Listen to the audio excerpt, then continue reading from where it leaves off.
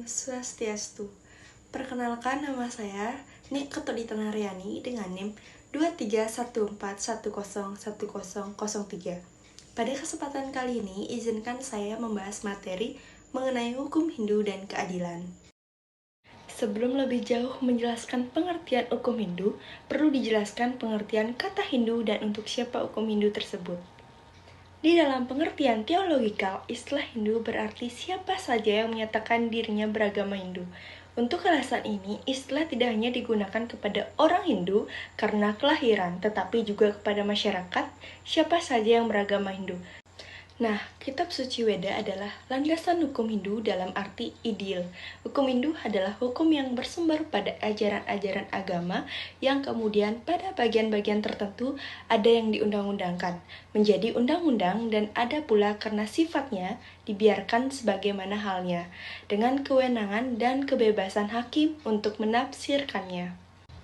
Hukum Hindu berarti seluruh hukum perdata dan pidana Hindu kuno sebagai hukum real dan acara yang tersurat di dalam Smriti dan disertai penjelasan-penjelasan serta didukung oleh saksi-saksi. Hukum Hindu menurut arti kata yang sebenar-benarnya dimaksud adalah hukum agama. Pengertian yang sama tentang hukum dalam Weda adalah Rata dan Dharma. Baik Rata maupun Dharma, keduanya berarti hukum dalam ilmu hukum Hindu. Rete adalah hukum alam yang bersifat abadi, sedangkan Dharma adalah hukum duniawi, baik diterapkan maupun tidak.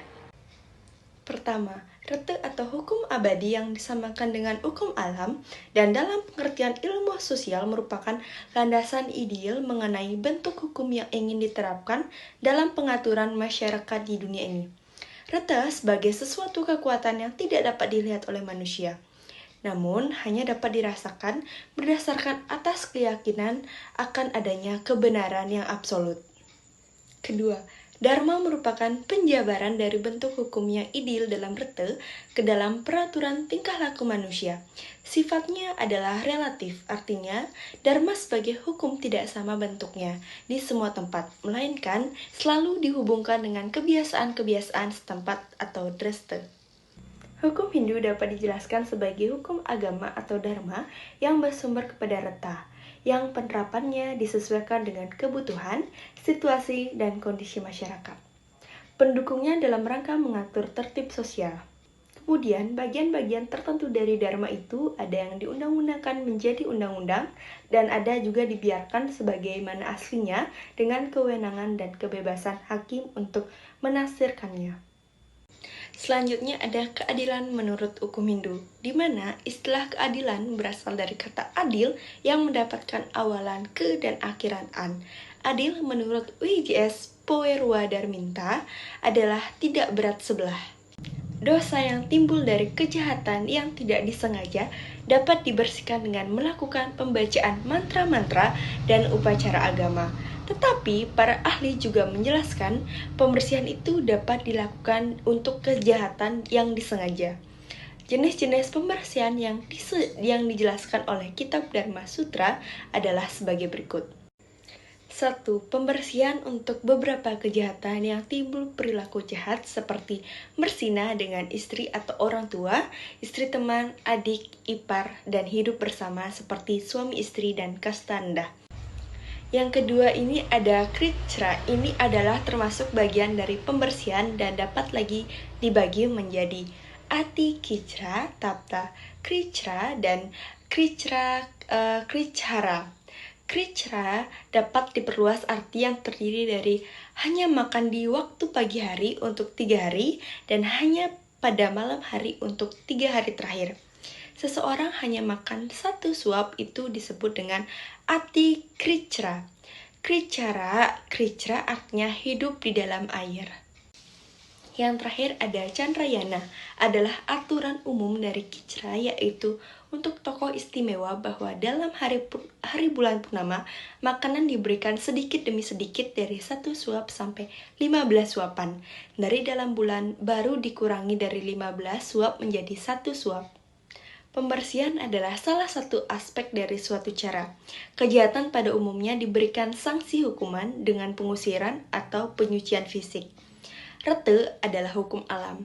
Konsep dari Rete sebagai tata tertib alam termasuk kebenaran dan keadilan. Selanjutnya, konsep Rete pengertiannya luluh dengan konsep Dharma yang mempunyai pengertian yang lebih luas. Di sana tidak ada sesuatu yang lebih tinggi dari Dharma. Disebutkan juga di dalam Badarayaka Upanishad bahwa Dharma dinyatakan sebagai kekuatan yang tinggi yang dapat menjamin hak-hak setiap orang. Tetapi, orang-orang lemah berharap kepada Dharma untuk melawannya dengan kuat. Di sisi Dharma muncul sebagai keadilan, sesuatu yang tidak memihak kepada orang tertentu.